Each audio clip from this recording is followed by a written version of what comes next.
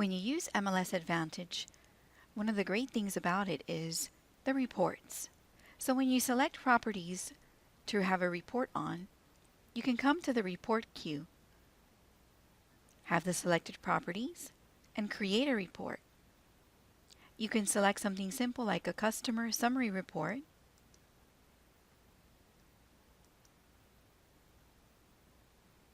with just simple information on the property and your phone and information, or a detailed report, customer detail report with map.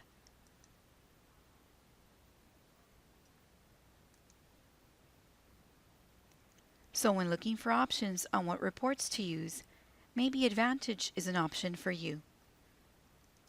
This report even includes a map on the property and where it's located. Another way that you may be able to use MLS Advantage. Thank you for being a Miami member.